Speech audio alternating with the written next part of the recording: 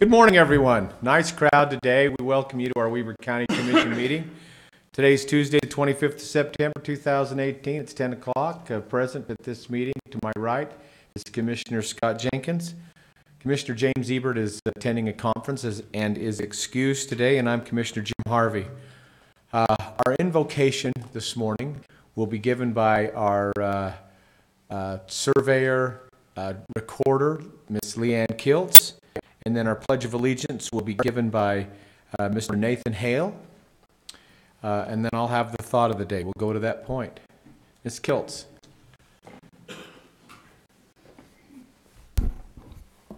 Our dear Heavenly Father, as we gather here at Commission meeting, we're thankful for the opportunity which we have to serve the people of Weber County.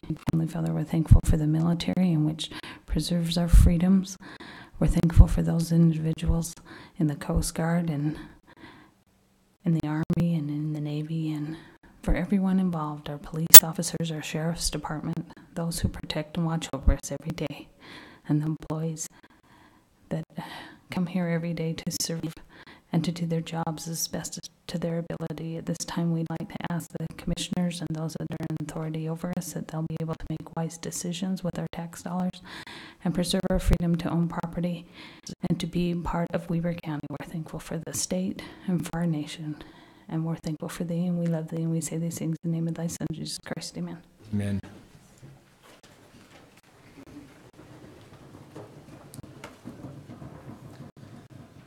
I pledge allegiance to the flag of the United States of America and to the republic for which it stands, one nation, under God, indivisible, with liberty and justice for all.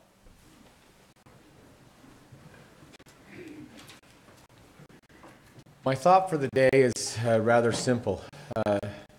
It's been a privilege for me to raise children within the walls of our home, and was shared with me when I was younger, and we certainly, my wife and I, shared with our kids, is that you make decisions before you get in situations, or to say you make the decision how you will act or treat someone before you actually get in a situation that may give you an opportunity, or not an opportunity, but you may have a compromise faced in front of you.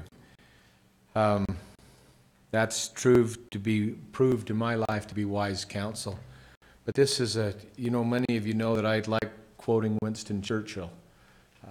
He's a great statesman, and many of his thoughts I relate to, or like. He said, fear is a reaction. Courage is a decision. And I hope that all of us are, for whatever circumstance befalls us, decides to embrace courage. That's my thought for today. We'll move on with our agenda, Commissioner, if you're ready. I'm ready. You look like you're ready to go. Our first one, we have some presentations before we hit to our consent items today. Scott Petrea, we're glad to have you here. It's a presentation from the Weber County Creative Alliance. He'll be first on our agenda, and then we'll ask you to come up to the lectern right here in the front. Following him will be a presentation by Crystal Young Otterstrom, who's the Executive Director of the Utah Creative Alliance, and we'll just go in that sequence in as much as they will both kind of form together. Is that correct? Great. Scott, the show or the big shoe is all yours. Welcome to the big shoe. Yes. All right, commissioners, good morning. Thank you for this opportunity. My name is Scott Patra, and I'm Vice Chair of the Weber County Creative Alliance.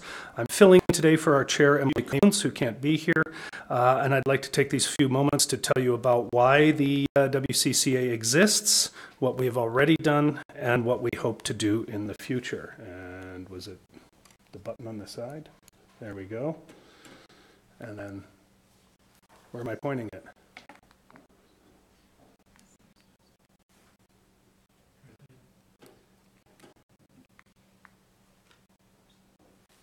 It says on. Oh, there we go. Okay. Takes a minute. Okay. Sorry about that, technical difficulties. First of all, let me say that we were very deliberate with our choice of name. We are the Creative Alliance because we see and want to advance the connections between all forms of creativity and the business community. Arts are often viewed as a nice to have or for their positive social impact. The fact is, art and related creative industries are significant economic drivers.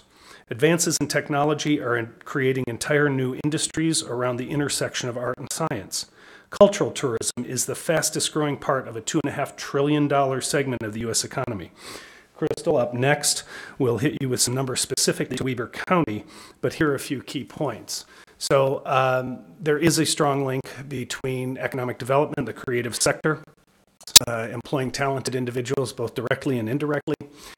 Cultural activities lead to additional spending in bars and restaurants and other nearby businesses, sometimes accounting for up to 75% of that business's revenue. Cultural tourism, by the way, cultural tourists spend roughly 35% more on average than regular tourists. It helps attract outside investment and drives that tourism. It fosters civic engagement such as voting and volunteerism and charitable works. Helps build skills and enhance educational opportunities in our youth, and helps define a civic identity and create a more connected community. I'll ask you to note that these last four things contribute to the often abstracted but often mentioned quality of life. Let's try this again. Where am I pointing it? There we go. A couple examples where cities, where creativity drove a significant economic development. Austin, Texas, capitalized on a cultural asset, which was their independent music scene, and parlayed that into South by Southwest. It started as a music festival, expanded to include film, and further evolved into interactive technology, education, and now gaming. It is being called the World's Fair of the Future, and it contributes $350 million a year back into Austin's economy.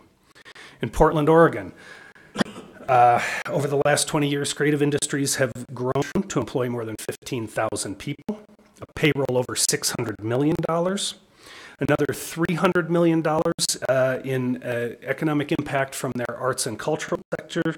And you remember, all those cultural tourists spend 34% more per trip. But let's talk about something a little closer to home. Everybody recognizes the Utah Shakespeare Festival in Cedar City. That puts more than $40 million back into Cedar City, with roughly $19 million of that contributed directly from the festival. Personnel, patron spending, etc. Indirect economic effect totals another $21 million. 12 million of which was from non-resident spending. So we're taxing the people visiting. $200,000 in transient room taxes, 32 full-time jobs, 350 seasonal positions, totaling more than $4.7 million in salaries and benefits. This is all happening in a city with a population of 31,000. How about even closer to home? In Park City, the Sundance Film Festival generated $191 million in economic activity for the participating cities this year, leading to $19 million in state and local tax revenue, over 3,300 jobs, 125,000 attendees from around the world. Over 5 years, that economic impact is over $500 million. That means $55 million in state and local tax revenue and more than 10,000 jobs. So the Weber County Creative Alliance was created to help develop this creative sector. And so our mission statement is above. The Creative Alliance is committed to fostering and supporting an environment where all forms of creativity will thrive and connect with the citizens of Weber County. Through public-private partnerships, the Creative Alliance will ensure that a creative culture can and will have a positive impact on education, economic development, and the daily lives of Weber County citizens. And through two very visible projects so far, I think we're hitting on all cylinders. Oops. Oh, I thought I had it. There we go. In just 1 year, with only $25,000, we've already accomplished a lot. We have leveraged that $25,000 investment by the county to facilitate a couple projects with a combined dollar value over $150,000. Just as important, new standards of community partnership and volunteering were set. The Painted Streets project alone had over 200 volunteer painters from across Weber County and a number of corporate departments that helped out as well. The positive press and social media reach has numbered in the tens of thousands and is still growing. The nationwide Migrating Mural Project now connects 3 sites in Weber County, Weber State University, the downtown, and the Nature Center. And it connects not only those 3 together, but to Orlando, San Francisco, Springdale, Arkansas, and Winter Park, Florida. Not to mention to international wildlife and nature conservancy groups, lovers of street art and murals, we are getting noticed. In addition, over the 2 months that this team of 5 will be here, they will lead multiple workshops and professional development seminars for local students and artists. They're renting a home in the valley. They're spending daily on restaurants, gas, groceries. They've purchased supplies and rented heavy equipment. The developer of the space for the mural spent an additional $40,000 of his over and above his budget for this mural to build more wall for the mural. All these monies spent back in Weber County. So without the county's support, this project may not have happened at all, and it certainly would not have happened to the degree it is. So we have we're still not done. We have some big plans for the future.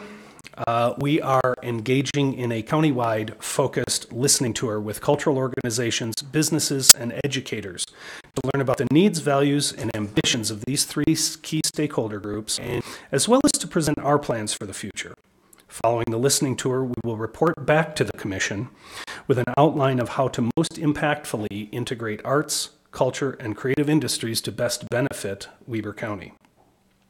And we will help identify some outside sources of funds to help further leverage your investment in the creative humans and organizations of Weber County. So we're doing their listening tour. We're going to help support Thriving Creative Center and attract artists, residents, and businesses. We hope to participate in even more collaborative art projects and support even more public-private partnerships. Early feedback indicates that we could really use a state-of-the-art theater and performing arts center here in Weber County. We've got a great board. We're committed to making connections and advancing the arts and commerce in Weber County. What we're able to do, how far we can push, greatly depends on your support. I thank you for your time today and in advance for that support. Thank you very much, Scott. Please. Still? Thanks. Thank you so much for the opportunity to speak today. My name is Crystal Young Otterstrom. Would you like us to bring the lights up for you? I have a presentation too, Okay. So however it works for your eyeballs. Great. If a darker or lighter is There we go. better. There we go. We have it. All right. There you go. Here, I'll actually go back there for just a second. But my name is Crystal Young Otterstrom. I'm the executive director of Utah Cultural Alliance. It's fun to be here speaking with Commissioner Jenkins today, who I used to speak with frequently at the legislature when he was a senator, because he served on all the committees that oversaw culture. But although Creative Alliance is a pretty great name, I might have to steal that, Commissioner Harvey. We were founded in March of 1980. And we are the statewide advocate for the arts and humanities. We work to amplify culture's contributions to Utah's economic, family, and community life. And I'm going to talk about what some of those benefits are. And I'm here today because we want to amplify Weber County and speak with our colleagues at the Weber County Creative Alliance, because it's important that in doing my job as an advocate for culture, that we're not just speaking at the statewide level, but we're speaking at all levels of government to talk about how humanities and the arts can come together to better Utah and improve Utah, because I'm sure our commissioners would agree, it's the county and the city level that really impacts our daily lives almost to a degree more than the legislature does. And so it's important for us all to be here and to be sharing this. Now, if this were my Sunday school class, I'd make one of y'all read this for me, but since it's not, I'll do the reading. But this is from Teresa Foxley, who's president and CEO of the Economic Development Corporation of Utah. And she said that increasingly, research demonstrates that arts, culture, museums, libraries, and the like are not just nice to have in local communities. They are the very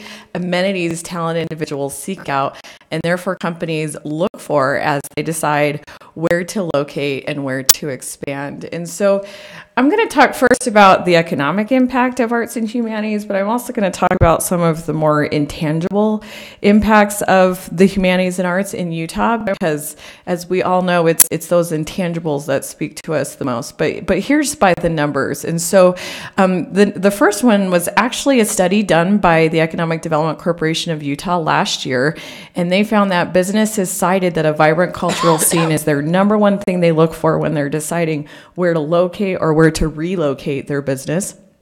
Cultural industries employ over 79,000 Utahns, generate $3.5 billion in earnings. And we like to talk about earnings more than impact, because as we all know, earnings is the direct measurement that goes back into the economy, where people are spending their incomes and spending their discretionary budgets and impacting our state, county, and city coffers. In the state of Utah, we see around 1 million cultural visitors a year. This is a national study for number 5, but they cite creativity as the number 1 factor in hiring businesses all across the country. It's those intangible skills that the arts and humanities gives us that helps us become valuable workers. And then this is pretty exciting. This is from ASPCA. Utah is actually one of the 2 fastest growing states in the country for creative workers. And that is pretty exciting. So now here's some Weber County impact. Almost 9,000 Weber County residents work in the cultural industries, generating $189 million in industry earnings. And our nonprofit sector alone, which is served by agencies like Weber County Creative Alliance, is adding $5.6 million in revenue to the economy. And then the last 2 are an estimate from Americans for the Arts for the impact to local government tax revenue and state government tax revenue. And as you can see, the low amounts of money that we were spending are definitely being returned multiple times back to the state. And by comparison, I thought I would bring up Iron County. My colleague Scott talked about the Shakespeare Festival. So Weber had around 8,000 jobs, almost 9,000. Iron County, the creative industries are bringing 2,000 jobs, $27.4 million in earnings, and then an economic impact of $76.7 million. And that's because so many of their residents are visitors and doing hotels. Do you have a question, Commissioner Harvey? Sorry, can we interrupt for just Sure. a second? I believe Commissioner Jenkins, you had a question. Do you have a question? I did, but I've kind of changed my mind. We talked about local government taxes revenue. Can you tell me exactly what Weber counties are? Right there. 2,969,000. Yeah. That's the estimate from Americans for the Arts. Right. Thank you. Yeah. All right. Oh, you know what? I think I messed that up. You're right. Good catch. I'll find that and I'll get that to you. All right. So this is a quote from our good friend Scott Anderson at Science Bank, and he talks about the data. And so while we articulate the economic power of the arts, I would argue that the primary reason we should invest in the arts, both from a public point of view and from a personal point of view, is their civilizing influence on us and our communities, the definition it gives to our lives and our perspectives, and the emotion it creates within us that testifies that we are in fact human beings with the potential to be gods. And I love that because, as we all know, you know, the true impacts of arts and humanities isn't just what we bring to the economy, which is an important impact and one that we need to talk about more as a cultural and creative sector, but appreciation for the humanities and arts is in our state's cultural DNA. I'm sure we all know the story of our LDS pioneers who, before they built any other structure, including a church, they built a theater because they wanted to be able to have that creative expression as part of their community. And not only that, but our state's indigenous residents, we have the largest collection of rock art in the world. Using pictures and stories to talk about who we are as human beings has been part of our state since the beginning of time. And this is my favorite fact about Utah when we talk about data and culture. But Utah is #1 in the entire country for live arts participation. That's a study by per capita live arts participation. That's a study from the National Endowments for the Arts in 2016. And so this is a little exercise that I want you to be thinking about. You know, if you had one day, what would you show me to teach me what you love about Weber County? What stories would you tell me? What places would you take me to? Who would you introduce me to? And you can think through this, because these are the things that make our communities where we want to live. And I even highlighted one of the things, spaces, right there. And if you can't think of what you would show me or teach me, there's some great tools that you could look at. Now Playing Utah is a statewide events calendar. We've also got our asset map. But all of these things that we love about our communities, they need support. And this is what makes the magic happen. So in the cultural sector, you know, what powers this transformative power of the arts and humanities? And so we talk about this three-legged stool for both our nonprofit cultural industries and our for-profit cultural industries. So on the one hand, donations for the public from the private and earned income are what form their source for earnings. And then on the for-profit sector, they still need investments and fellowships from both the private and public sector. And why they need this additional support is as I've talked with our member organizations all over the state, they're kind of their two greatest pain points that they need help with is there's always never enough funding, and they always need more audience. So even though we are #1 in the country for live arts participation, they always need more. And then additionally, while we have some strong support from the state, as of 2016, Weber County was only seeing about 16 cents of an award per capita from the state. And so they could certainly use some more public investment. So let's talk about Weber.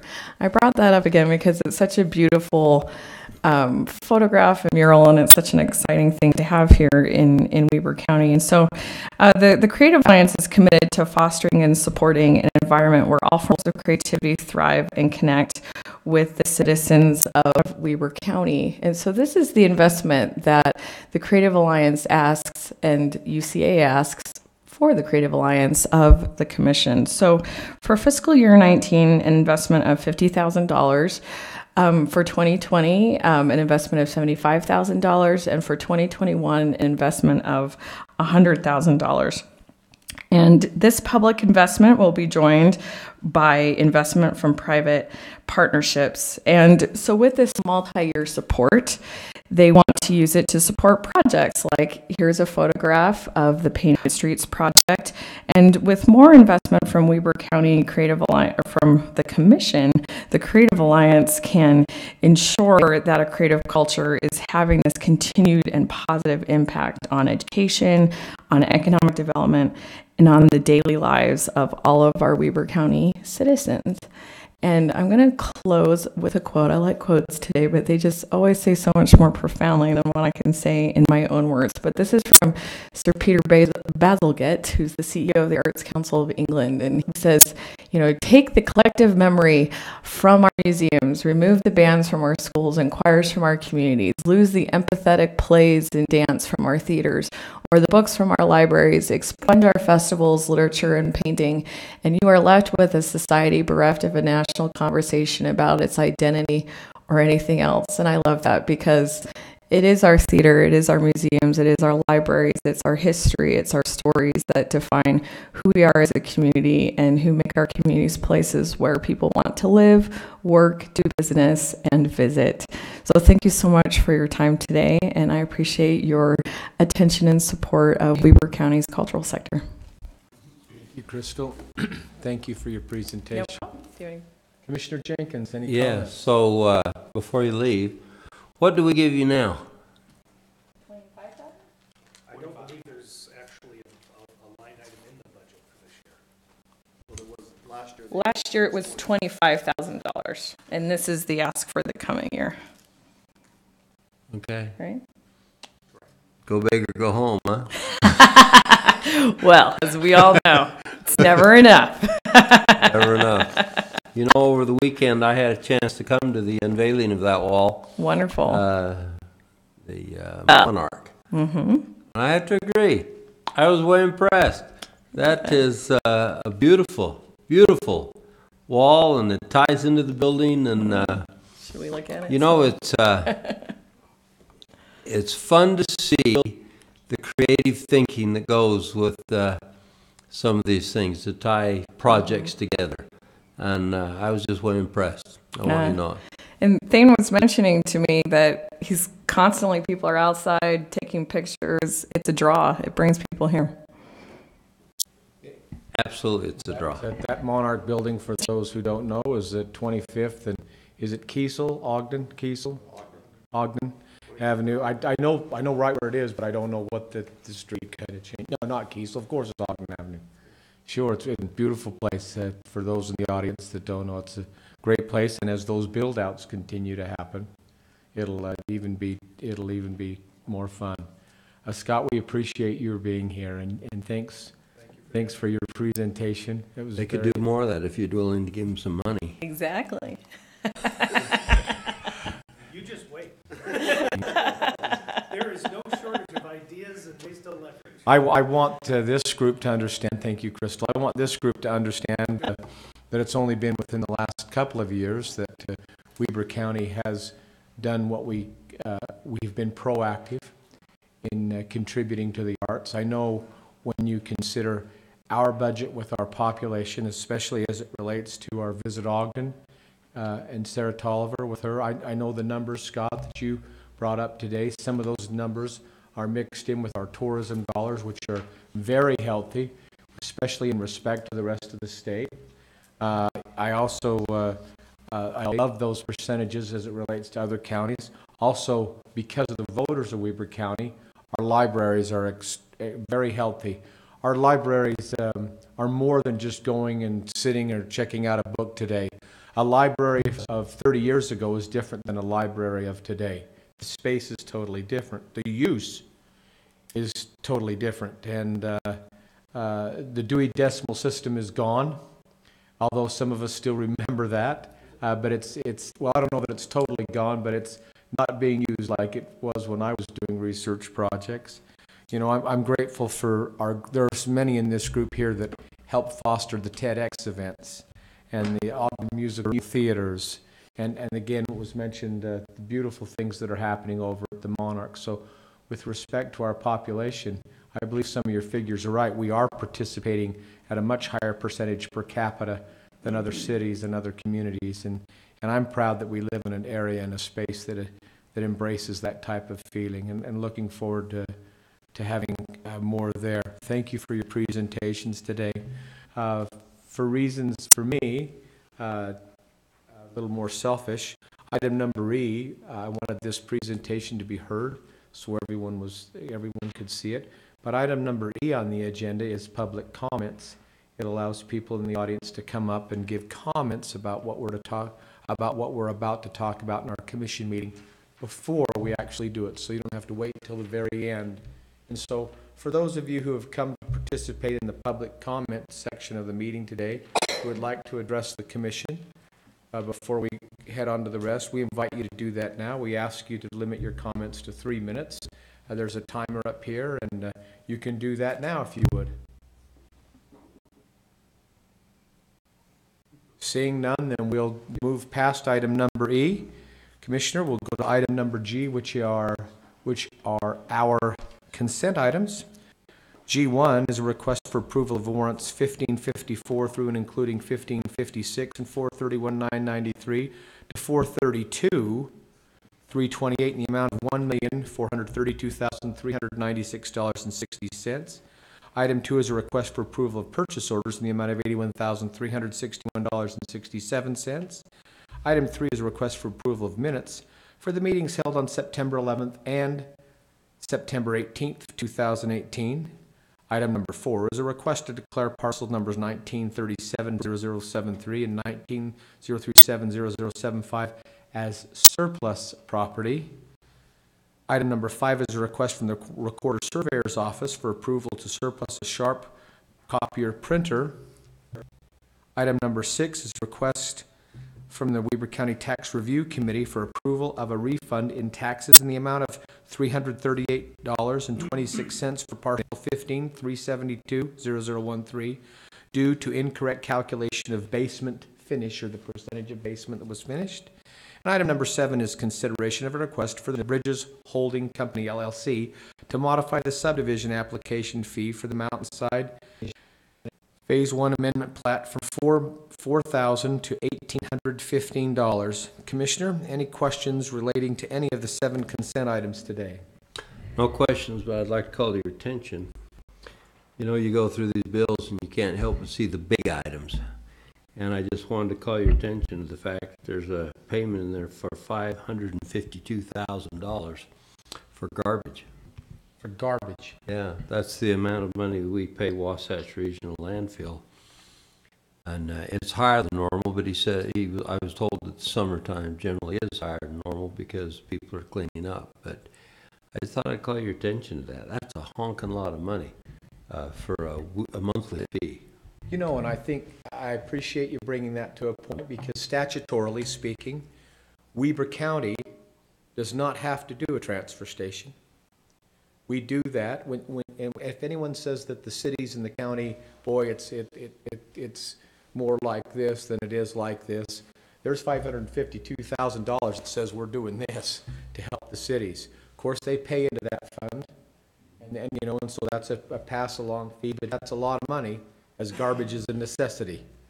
We all need water, and we all need to get rid of the waste, and that's part of the thing that happens. So that's a big thing. Thanks for bringing that up. Ricky, our Clerk Auditor Ricky Hatch, can you give us a little more detail on some of those items, please, including what was just heard? Absolutely, and interestingly enough, if it rains, we get rid of less waste. If it's dry and warm, waste costs go up. So, August and September and October are the 3 highest months.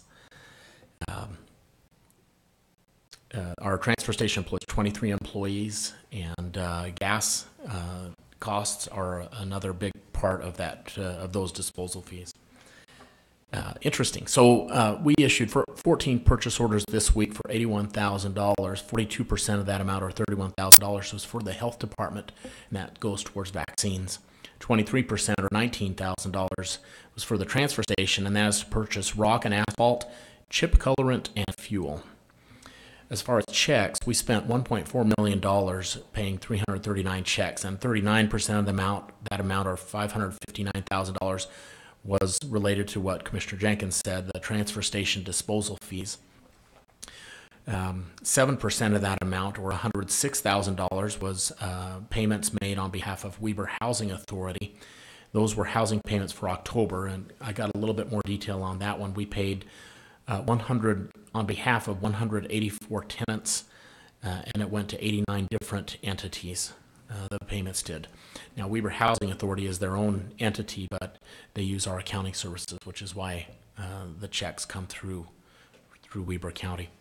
7% of that $1.4 million, or $100,000, was for roads, and most of that, or 2/3 of that amount, is related to purchasing asphalt, and 22% of that amount was for pavement preservation treatment to help our roads last longer. That's it. Thank you, Ricky. Commissioner, any questions or comments regarding what Mr. Hatch had to say? Then I'll entertain a motion on the consent items. What if I don't make it today? Well, then I'll have a decision to make. Don't know what that decision is, but I'm sure you'll get it. I'm glad you're amused. Hold on. No, since you brought it up. You know, one of the great things for me that's happened since Planning Commissioner, Mayor, Senator, now Commissioner Jenkins, he loves challenging me on a lot of this parliamentary stuff, and I'm growing through it, because oftentimes he'll sit here and do something or not do something, which causes me to have to think about where it is, and holy mackerel. And it doesn't just happen here. All of a sudden he'll throw me something just right across the plate, and I'll think, What the crap was that? And it's just so he's helping me grow, and I appreciate that. So if there's no motion made, I'll make the motion that we accept the consent items. Is there a second? Now you have a decision to make. That's true. I'm thinking about it. No, I love to challenge you. Second.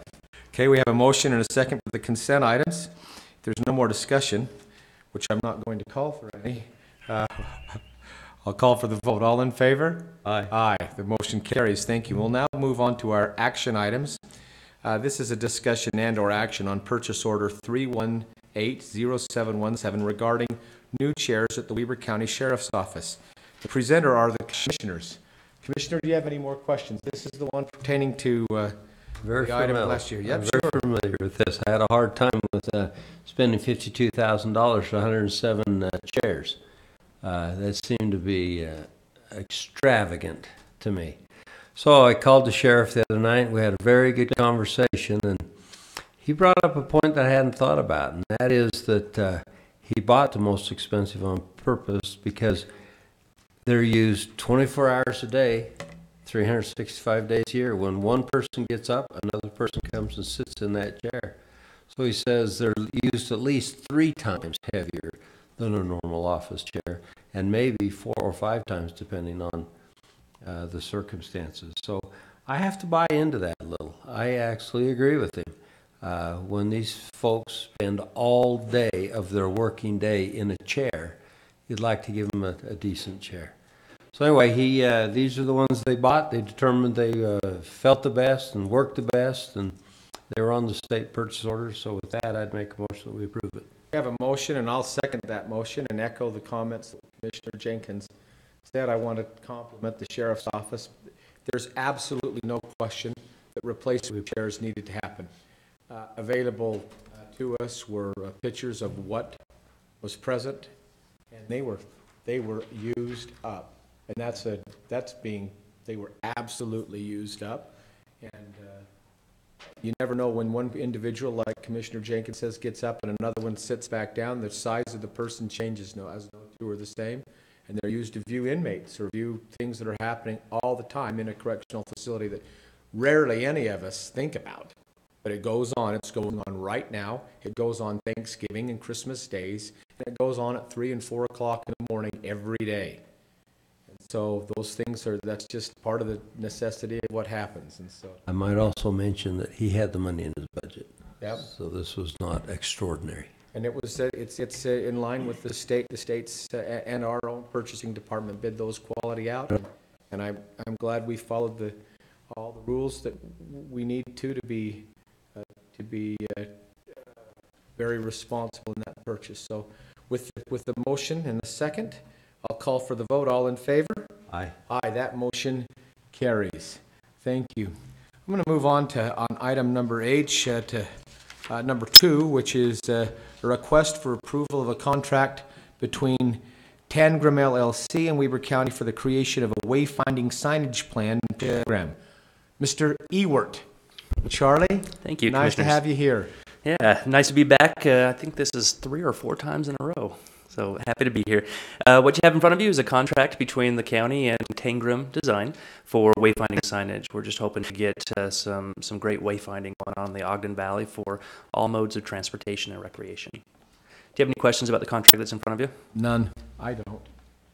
I don't either. We've reviewed it, and we've gone through the purpose of it, and I agree. We want our county to look good for the celebrations that are coming up, and so very much in favor of it. Great. Just as a reminder, Commissioner, one celebration that are coming up, one in particular. Do you want to talk about that for just a second? Well, it's Golden Spike bicentennial?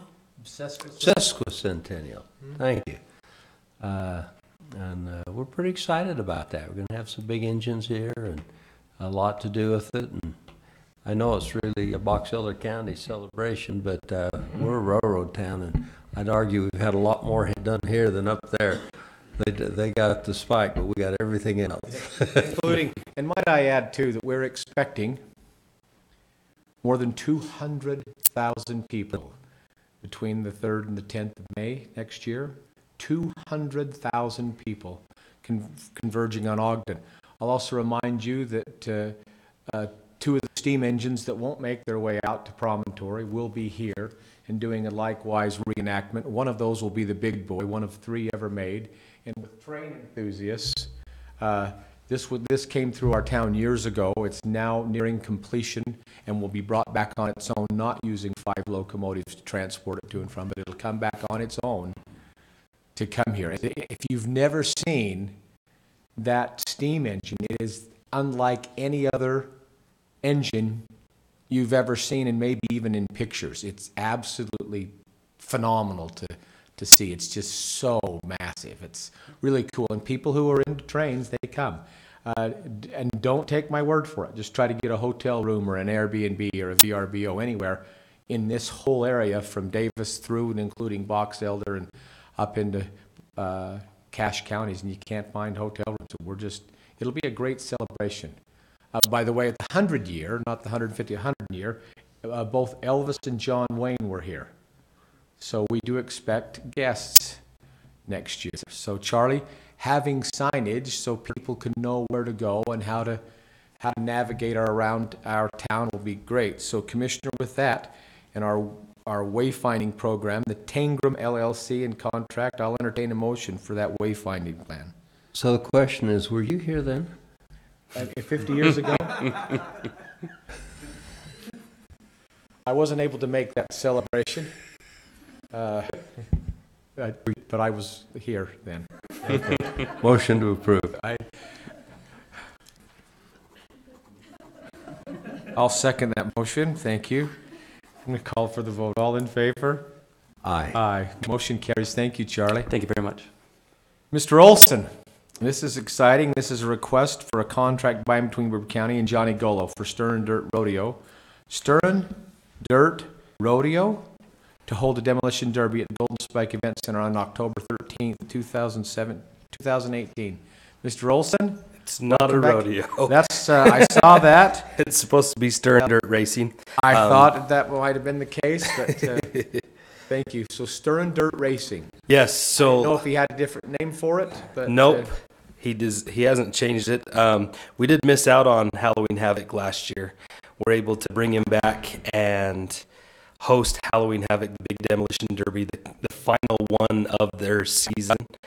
And we have discounted some rates as part of our sponsorship for him for the event. Great.